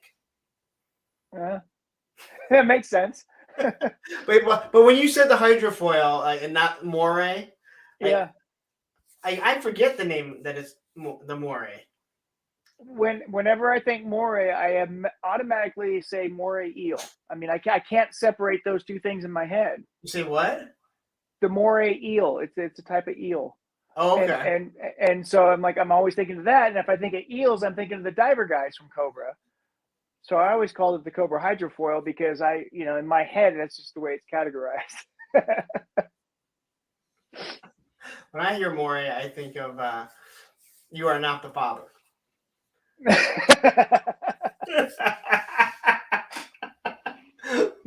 All right, back to the movie. And here we're kind of winding down everything. I mean, it comes to an end. Like, yeah, it kind of ends. The tanker rolls over, and everything's coming to the end as that's all being trashed, and everybody comes up, and then you find out that it was all full of sand. All full of sand. And they make it look like Max didn't know, or he was surprised at this, but somehow I don't think that was necessarily the case. But well, again, I don't understand why you'd have to fill it with sand. Why you would fill it at all? You have to. No, seriously, dude. You can know if a tractor trailer is loaded or unloaded. You can tell the difference in the way it rides on the road.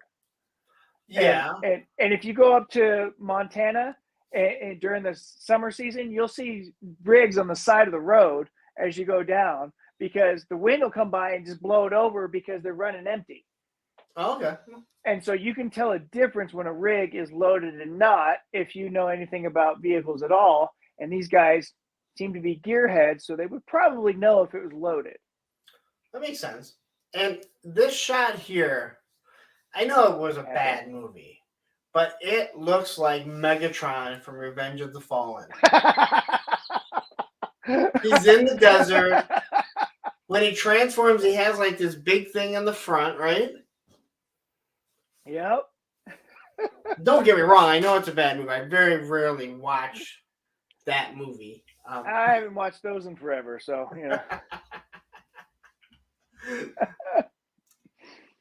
Yeah, so this tips over, and you see the sand kind of pour out of it, which is a very dramatic effect. It probably would not have happened like that. But you have to end the story somewhere. Yep.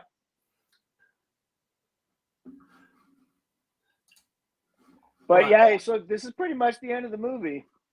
Deepwater says, didn't the Cobra Mori commercial kind of introduce it as the Cobra hydrofoil? I think that's why we all kind of just called it that. You might be right because, like you said, I never called it the Moray. I always called it the mini tank. There's a few vehicles that I never called, what they were. Yeah, I mean, the Moray, the hydrofoil is the one I think of the most because I think of its function.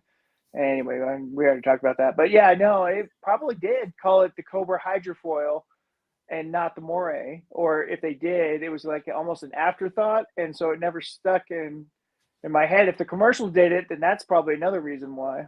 And I say hovercraft more than I say whale. Yeah, me too. Again, it's because of function. Yeah. But anyway.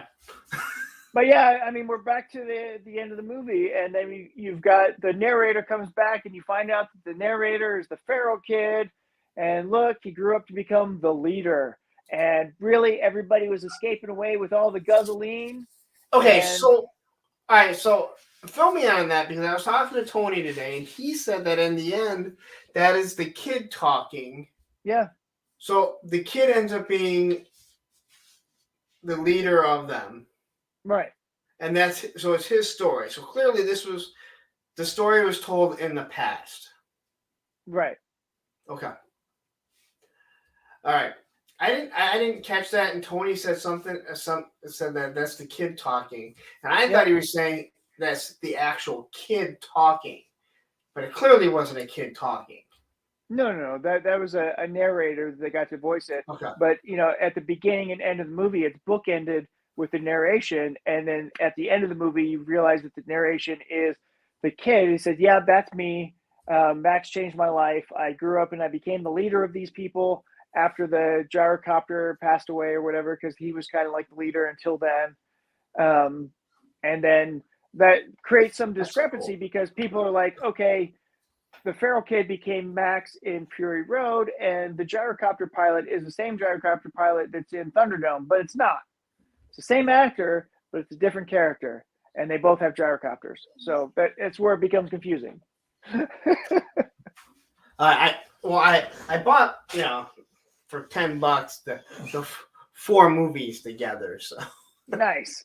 I'll go ahead and watch it. Better than it's a great collection of movies. It really is. All of them have their moments of greatness, whether you like them or not.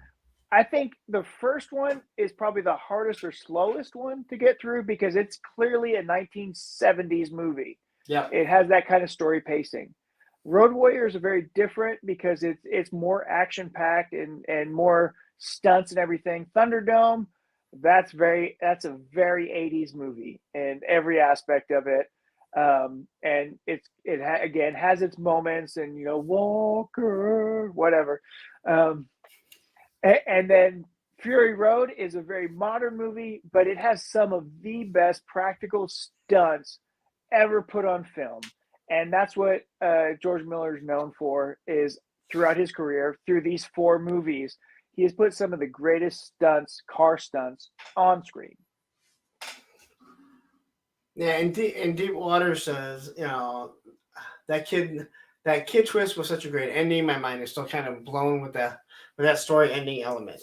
I didn't realize it's, Tony had mentioned it, but when you think about it, it makes sense that he's telling a story in the past. Yeah. And I know a lot of people don't like Thor: Love and Thunder, but because Thor does a lot of quirky things in it, but if you watch it, in my opinion, I believe it's being told by Korg. Like that's his interpretation of it. That's why you see Thor do some really stupid things. Yeah, you know what? That might put everything in a whole different perspective because Korg is Taika Waititi, and Taika Waititi really fucked up that movie bad. And so I could totally see it done, a story told from his perspective, and it's just dumb as shit. But that makes sense. I like Thor. I never cared for Thor until the movie came out. The first movie. I like the first 2 Thor movies. The third one, it's good, but they did a twist in there that really created this whole thing with him where he just got dumber and dumber and dumber and dumber. I love the third one. I like Love and Thunder, but I can understand why people. But like when Thor like blocks the stuff with with his legs, I'm like, Yeah. this is from what I can tell, this is being told from Korg's point of view. That's why some of the stuff is so quirky. Because if you tell a story, you kind of animate it to the point where it's like, and then you see how something really happens. That's just how I interpreted it, and it kind of, when you see some of the quirky aspects, that actually makes the movie a whole lot better if you think about it like that. So because he's with him the whole time. You're right. Yeah, he's there. And like how he's like strapped onto the back of her head, it would make sense because that was really stupid. Right. That part I would say was really stupid. I would give you that. The whole thing was stupid. But anyway. All right. So anyway, next week, or in 2 weeks, we'll be talking Tombstone. And then I gotta see. So the week, there might be, if you want to do it, you're more than welcome to do it. But the week that I'm going to Disney, the week that I'm going to Disney is the opposite week of this. But the week leading up to it, I'm not going to do it because I got to get everything ready to leave.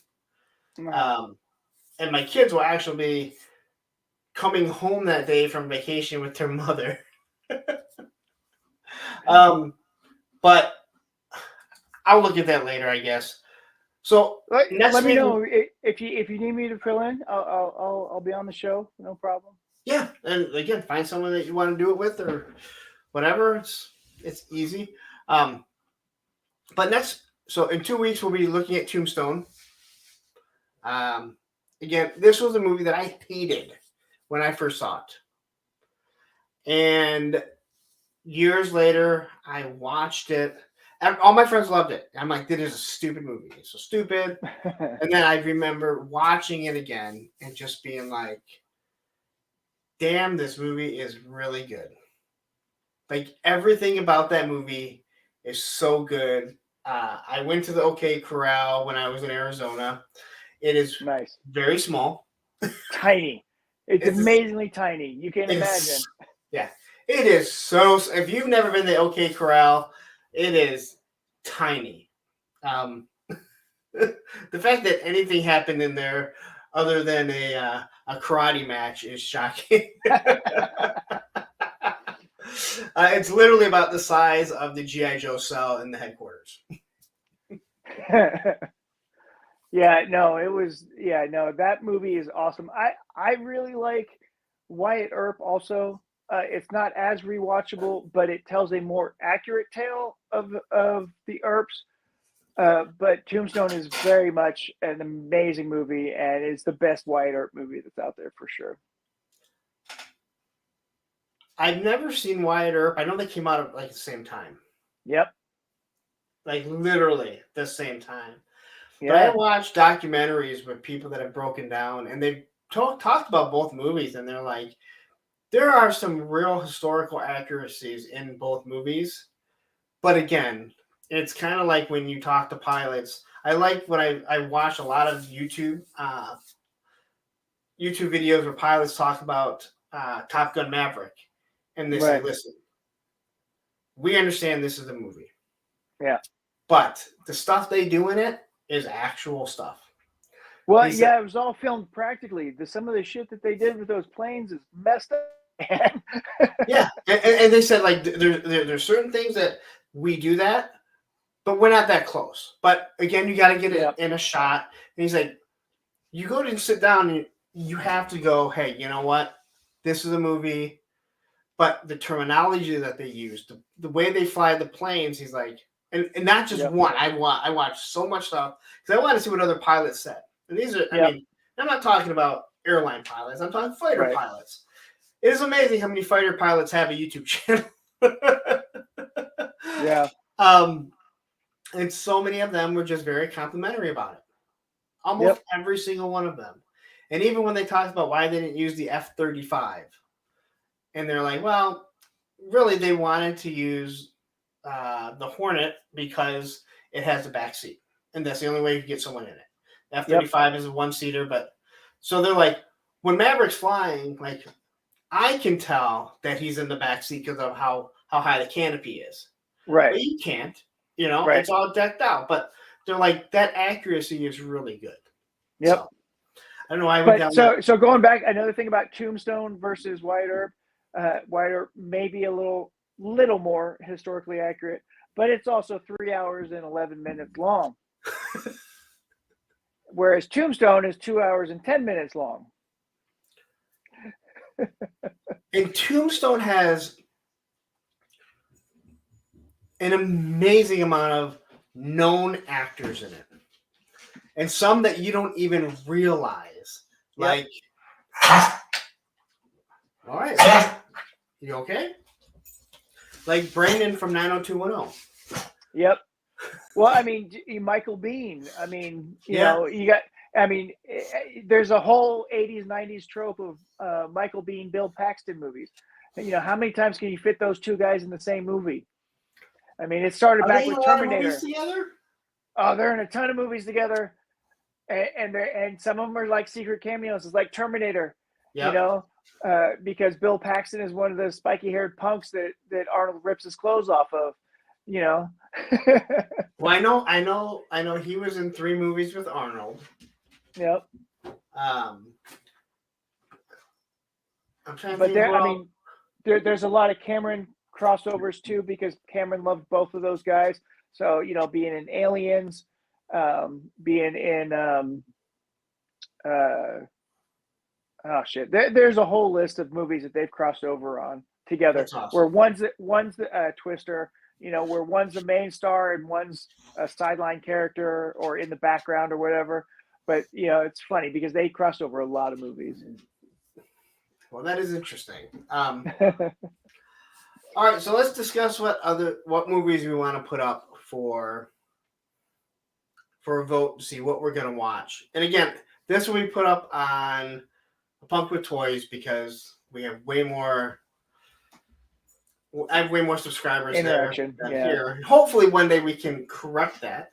Because, like I mentioned,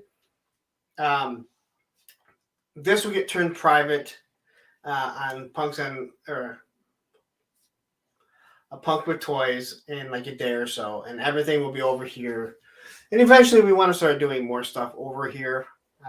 It just sometimes takes time because we have lives, kind of. Right. They all revolve around toys, work, and toys. What else is there? So, did you have a movie in mind that you wanted to do? I did, but you know what? I think I'm probably going to change it now. Inner Space. All right.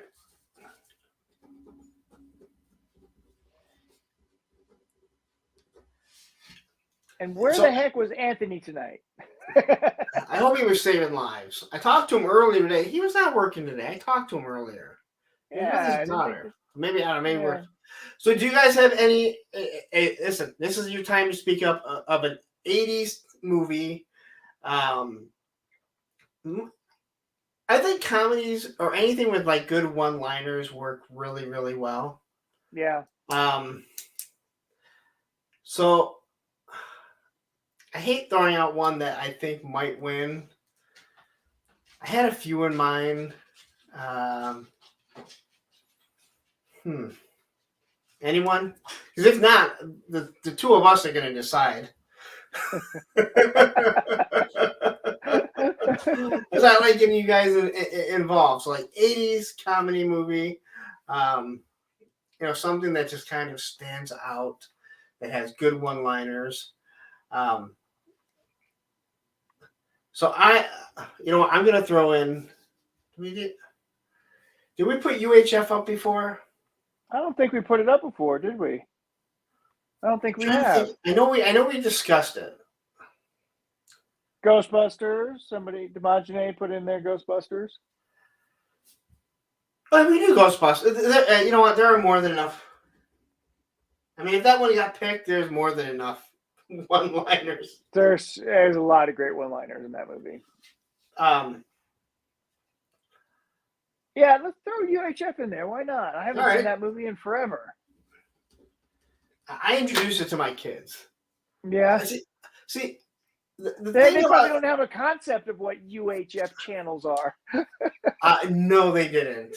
Matter of fact, I told the Amazon person, the little ball there, I don't want to say, to play Weird Al music while we were eating dinner. My son was working, so he wasn't here. And my daughter was kind of listening. She goes, "Are these all parodies?" I'm like, "Yep." Yep. The only reason why I did it is because I was listening to 80s music and Michael Jackson Bad came on. And you couldn't stop thinking. I just wanted to hear Fat. And I didn't even hear it. I can never. I was never really much of a Coolio fan, but I always think of Amish Paradise. I'm sorry. It's just what's in my head. And how mad Coolio was about it.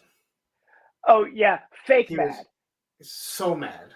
He was so fake mad about that, it was not even funny. You know why he was so fake mad about it? Because it was prearranged with Al beforehand that he was going to be fake mad about it. And it sold a shit ton more records for him. As every time a parody comes out from Weird Al, the mainline record sells a ton more. And so that's why he's able to make a lot of those deals with Nirvana and everybody else, is because he's like, hey, we're going to help you sell a whole bunch more records. And it works every time. Yeah, we listened to Eat It. Yep. Eat It was an album, right? Yep. And then the Nirvana album. What was the Nirvana one? Well, the Nirvana album was Smells Like Teen Spirit. I forget what the Al version of it was. Yeah. So that was a great Weird Al album. Yeah, because we listened to those two like extensive. Like we knew every song. I Think I'm a Clone Now, which is like you cannot listen to think that I Think I'm Alone Now and not say I Think I'm a Clone Now. I'm a clone now. Yep. All right, we got 2 more spots, guys. Does anyone? I know there's not a lot of people watching.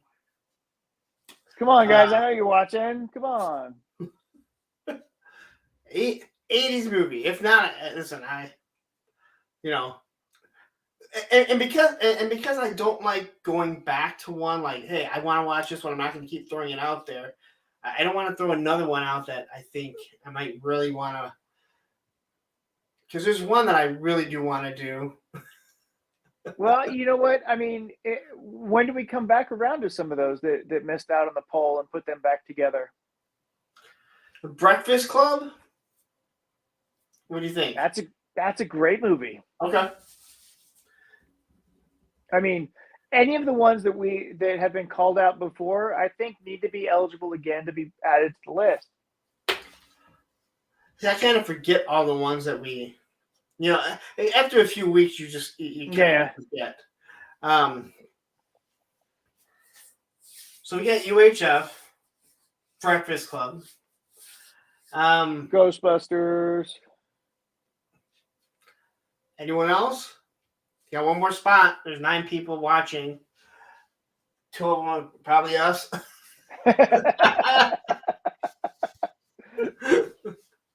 Well, yeah, this one's a lot of fun. I had a lot of fun joking around and everything. Again, it's fun, and I like getting the people. And I know there's not a lot. And again, if you watch my stream on Monday, the chat is a lot more going on in the chat, and that's what we hope to kind of get to. Allison wasn't here tonight either. Allison and Tony, they weren't here. Yeah. Interesting. Things that make you go, Tony might be preparing for Payne's. Oh yeah. Payne show. He's got a. That's going to take a lot of energy to go through all that for sure. Yeah. Listen, last week I was on 4 streams. 2 were mine. Yeah.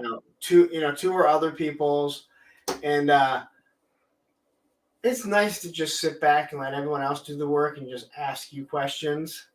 You mean like I don't have to do anything?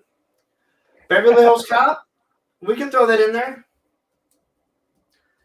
I mean, Oh there's man, Beverly Hills Cop is so awesome, and you go back to that, and then I think 48 Hours also. 48 Hours is hilarious. I've never seen 48 Hours. Oh my gosh, it is. It's one of those ones that just. It is a movie of its time in so many ways.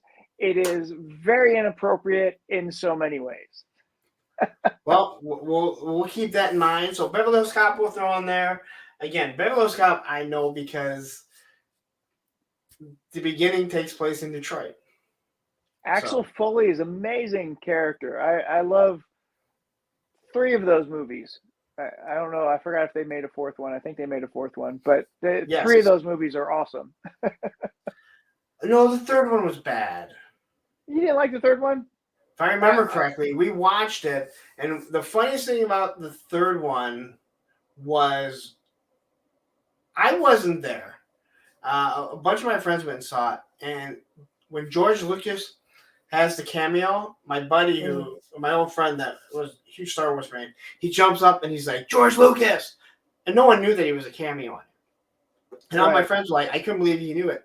I watched the movie later on, and I see the cameo. I'm like, how could you? I mean, it's long enough that it's not a split second like Electric Boogaloo with Jean-Claude Van Damme in it.